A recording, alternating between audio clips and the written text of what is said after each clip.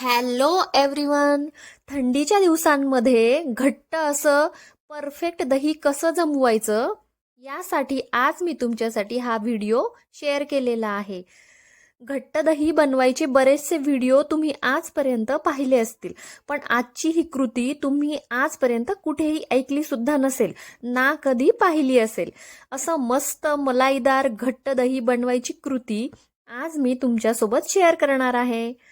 मी स्वतः बरेचदा प्रयोग केल्यानंतर आज ही परफेक्ट अशी रेसिपी तुमच्यासोबत शेअर करत आहे, की जेणेकरून कितीही थंडी असू देत किंवा पाऊस असू देत, अगदी झटपट असं मलाईदार घट्ट दही तुम्ही नक्कीच बनवू शकाल. असं घट्ट दही बाजारात जरी अगदी सहज उपलब्ध होत असलं, पण तुम्ही आरोग्याबाबत जागृत असाल आणि तुम्हाला सुद्धा शुद्ध दही खायचं असेल तर तुम्ही ते घरीच बनवून खाल्लं पाहिजे. तुम्ही बघू शकता आपलं हे दही किती छान घट्ट आणि मलाईदार असं बनलेलं आहे. घरी बनवलेल्या दही चवदार तर असतंच, शिवाय स्वस्त देखील तयार होतं. तुम्ही थोडेसे प्रयत्न केले म्हणजे मी व्हिडिओमध्ये तुम्हाला ज्या टिप्स सांगणार आहेत त्या टिप्स जर तुम्ही फॉलो केल्यात तर असं घट्ट आणि मलाईदार दही तुम्ही अगदी सहज बनवू शकता. आणि ही सिक्रेट ट्रिक जर तुम्हाला कळाली ना, तर या आधीच्या सगळ्या ट्रिक्स किंवा दही लावण्याच्या सगळ्या पद्धती तुम्ही नक्की विसरून जाल. याची गॅरंटी आज मी तुम्हाला देते. असं मस्त मलाईदार घट्ट असं दही तुम्हाला हवं असतं तर विरजन सुद्धा याच पद्धतीचं असायला हवं. आता खूपच जुनं असणारं दही इथं विरजनासाठी वापरायचं नाहीये. तुम्ही बघू शकता इथे मी विरजन घेतलेलं आहे. 2 चमचे साधारण हे विरजन आहे आणि ह्या विरजनामध्ये मी 2 ते 3 टेबल स्पून दूध मिक्स करून घेत आहे. ज्या दुधाचं आपल्याला विरजन लावायचं आहे तेच दूध मी इथे वापरत आहे. या विरजनाची आपल्याला एक स्मूथ अशी पेस्ट बनवून घ्यायची आहे. तुम्हाला इथे ही गोष्ट लक्षात घ्यायची आहे की अगदी 4 ते 5 दिवस जुनं विरजन असेल तर ठीक आहे, पण त्यापेक्षा जास्त जुनं असणारं किंवा ज्यांना हलकासा असा आंबट वास येतो असं दही अजिबातच विरजन म्हणून इथे घ्यायचं नाहीये आपल्याला.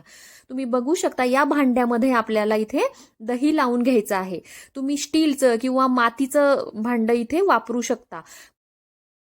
मातीचं भांडं असेल तर सगळ्यात उत्तम. मातीच्या भांड्यामध्ये देखील घट्ट असं दही बनलं जातं. पण तुम्हाला इथे एक गोष्ट लक्षात ठेवायची आहे की तुम्ही प्लॅस्टिकच्या किंवा ॲल्युमिनियमच्या भांड्यामध्ये कधीही दही लावायचं नाहीये. तुम्ही काचेचं भांडं देखील इथे वापरू शकता. आता हे जे मी दूध घेतलेलं आहे ते मी एकदा तापवून घेतलेलं आहे. संपूर्णपणे ते तापवून मी थंड करून घेतलेलं आहे. आणि आता हे जे दूध आहे हे पूर्ण रूम टेम्परेचरवरचं आहे. आणि यामध्ये आपण जे विरजण घालणार आहोत ते देखील रूम टेम्परेचरवरचंच असायला हवंय. नाही तर कित्येकदा काय होतं की आपण दूध हलकसं गरम करून घेतो, पण विरजण मात्र आपण फ्रीज मधलं असतं आणि ते थंड असतं, त्यामुळे आपलं दही व्यवस्थित लागलं जात नाही. आता हे दोन्हीही रूम टेम्परेचरवरचं आहे, त्यामुळे हे दोन्ही एकमेकांमध्ये छानपणे मिक्स होतात. तुम्ही बघू शकता सगळं विरजण मी ह्या दुधामध्ये टाकून घेतलेलं आहे आणि आपल्याला व्यवस्थित चमच्याने हे सर्व मिश्रण मिक्स करून घ्यायचं आहे. थंड दही जर का तुम्ही गरम दुधामध्ये घातलं तर दुधाचं टेम्परेचर देखील कमी होऊन जातं आणि त्यामुळे घट्ट असं दही आपलं लागलं जात नाही. त्यामुळे ही खूप महत्वाची टिप्स तुम्हाला लक्षात ठेवायची आहे. दही लावताना दोन्हीही गोष्टी रूम टेम्परेचरवरच्याच आपल्याला हव्या आहेत.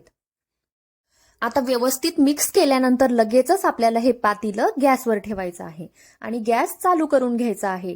लक्षात ठेवायचं आहे की गॅस आपल्याला एकदम मंद ठेवायचा आहे आणि मंद गॅसवरच आपल्याला हे पातेलं ठेवून सतत ढवळत राहायचं आहे. हे करताना बिलकुल हात थांबवायचा नाही आहे. 1 मिनिटासाठी आपल्याला हे कोमट असं दूध करून घ्यायचं आहे. नॉर्मली आपण दही बनवताना जसं दूध कोमट करून घेतो त्याच पद्धतीने आपल्याला हे करून घ्यायचं आहे. सतत ढवळत राहिल्यामुळे याचं टेम्परेचर सेम राहतं आणि आपण टाकलेलं विरजण हे व्यवस्थित एकजीव होतं त्या दुधामध्ये. त्यामुळे आपल्याला खूप जास्त गरम करायचं नाहीये आणि गॅस हा मंदच राहिला पाहिजे.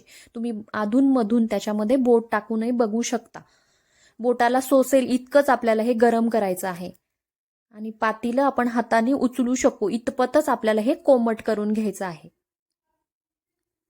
तुम्ही बघू शकता 1 ते 1.5 मिनिटासाठी आपल्याला हे पातेलं छान कोमट करून घ्यायचं आहे.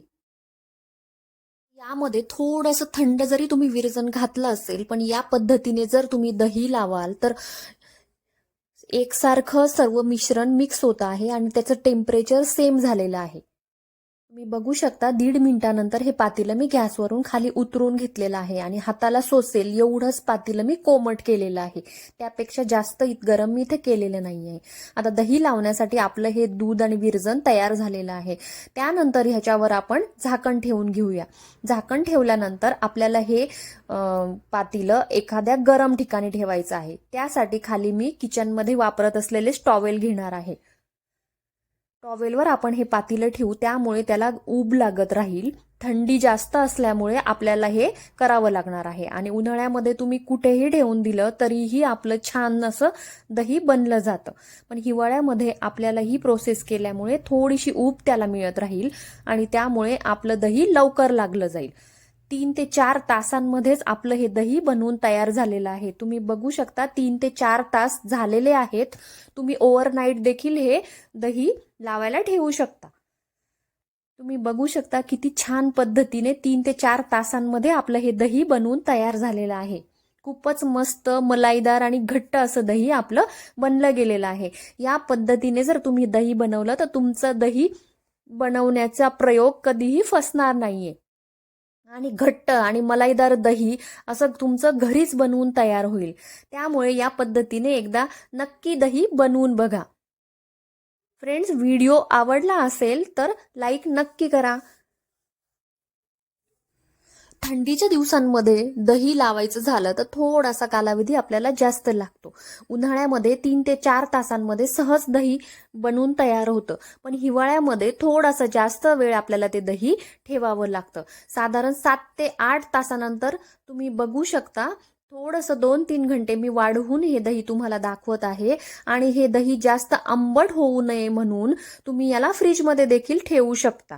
7 ते 8 तास तुम्हाला हे रूम टेम्परेचरवर बाहेर ठेवायचं आहे आणि त्यानंतर तुम्ही हे दही फ्रीजमध्ये स्टोअर करू शकता. शुद्ध सात्विक असं घरी बनवलेलं छान मस्त असं दही बनवून तयार होतं. काय मग, कधी घेताय या पद्धतीने दही बनवायला?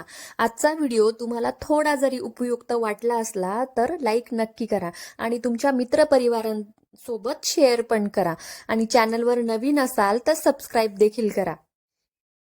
पुन्हा भेटूया अशाच एका नव्या आणि सोप्या आणि उपयुक्त व्हिडिओ सोबत. तोपर्यंत स्वस्त रहा आणि मस्त मस्त खात रहा.